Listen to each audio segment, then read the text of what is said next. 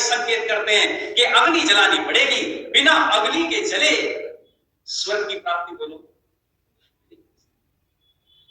बिना अग्नि के जले। और अग्नि का मतलब ये नहीं कि आग जला लो, ये प्रत्यक्ष भौतिक अग्नि का जिक्र नहीं कर रहे हैं, बल्कि अग्नि का मतलब है लोगों ऊपर उठना, अग्नि का मतलब है उत्साह, अग्नि का मतलब है विकास, अग्नि का मतलब है उन्नति करना, अर्थात अपने जीवन के सर्वांगीण विकास करते हुए आत्मा का ऊपर की तरफ उठाने का नाम क्या है बोलो जरा?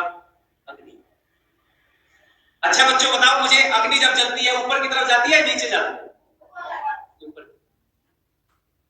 कहीं पर भी आप अग्नि को प्रज्वलित करके देख लेना, कोई मशाल जला करके देखना। अच्छा बंधुओं, मैं बहुत गंभीरता से निवेदन के साथ कहना चाहता हूं आपसे कि अग्नि का मतलब है उत्साह, अग्नि का मतलब है विकास, अग्नि का मतलब है कल्याण। और ये अग्नि मैंने बताया था पिछले व्याख्यान में भी, जिसके हृदय में जगी है वो समाज के लिए कल्याणकारी सिद्ध हुआ है। ये अग्नि जिसने अपने हृदय में जगाई है वही स्वर्ग की प्राप्ति करने में समर्थ हो लोग।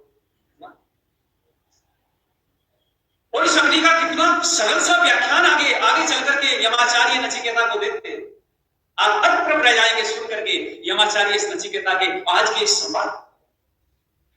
लेकिन उससे पूर्व मैं आपको बताता चलूं, बहुत निवेदन के साथ कह रहा हूं कि ये अग्नि जली जिन महापुरुषों के हृदय में जली है वो समाज के लिए कल्याणकारी सिद्ध हुए। अरे आप अपना इतिहास उठा करके देखो, पढ़ करके।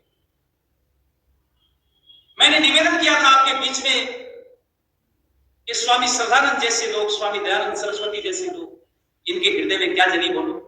ये आग जली, ये अग्नि जली।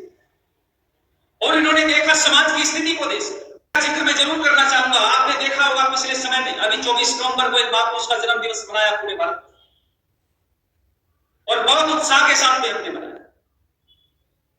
और व्यक्ति का नाम क्या था? जिनको आज कहते हैं हम सिखों के 9वें गुरु तेग बहादुर जी।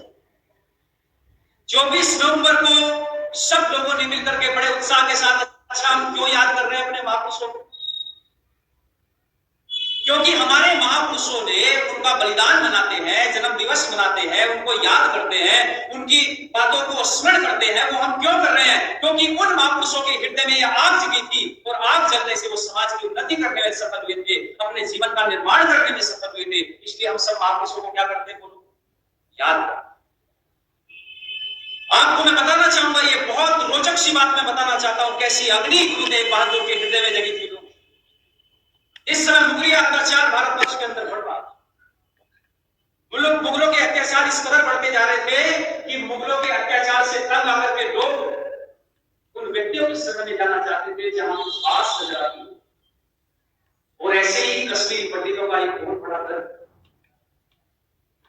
दल, एक व्यक्ति के नेतृत्व में, जिनका नाम था कृपाराम पंडित कृपाराम जी के नेतृत्व में एक बहुत बड़ा दल 9वें पातशाह गुरु तेग बहादुर जी के पास में आया और आकर के उनसे कहने लगा, गुरुदेव बहुत बड़ी समस्या है, हमारे सामने बड़ा संकट आ गया है।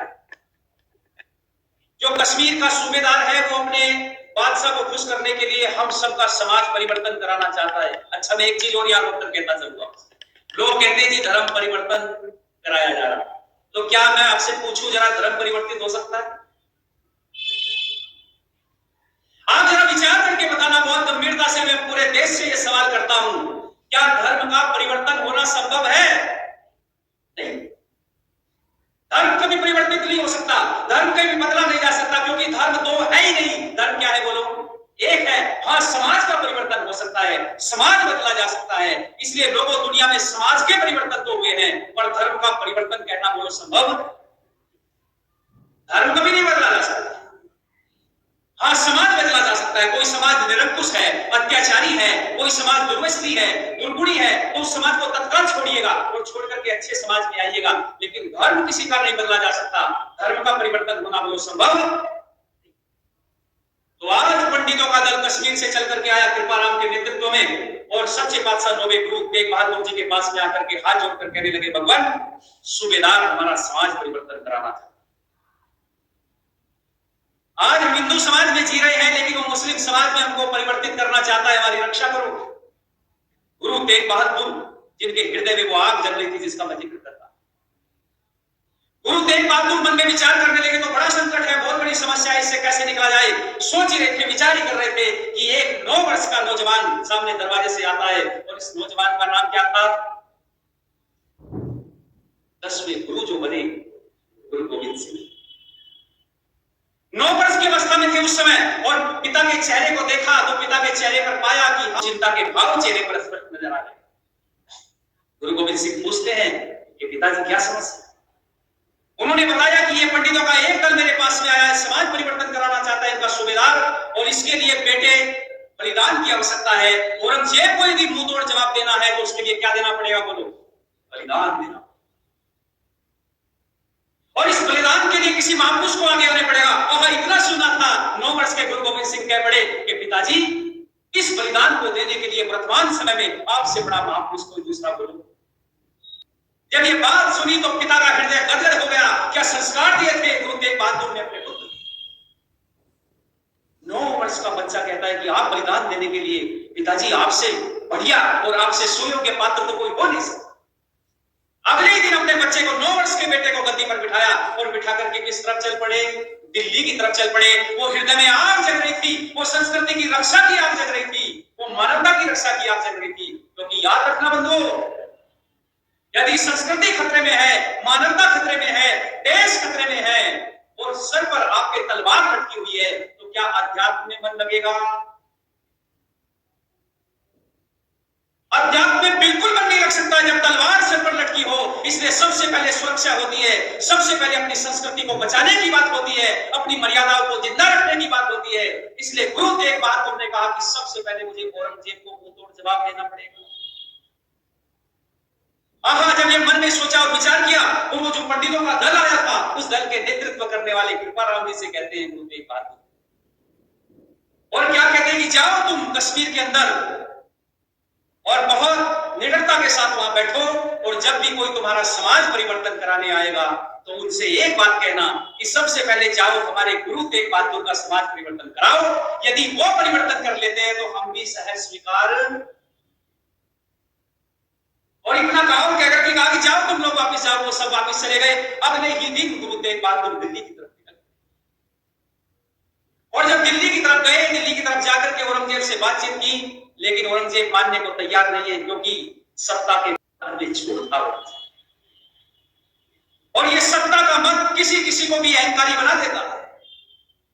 सत्ता के मन में इतने चूर अहंकारी औरंगजेब ने गुरु की एक भी बात को स्वीकार नहीं किया और उनके सामने 3 शर्त रखी लोगों। और 3 शर्त कौन सी थी? सबसे पहली शर्त उनके सामने रखी है कि धर्म परिवर्तन, अपना समाज परिवर्तन करा। और दूसरी शर्त उनके रखी कि यदि समाज परिवर्तन नहीं कर रहे हो तो कोई बड़ा चमत्कार करके दिखाओ।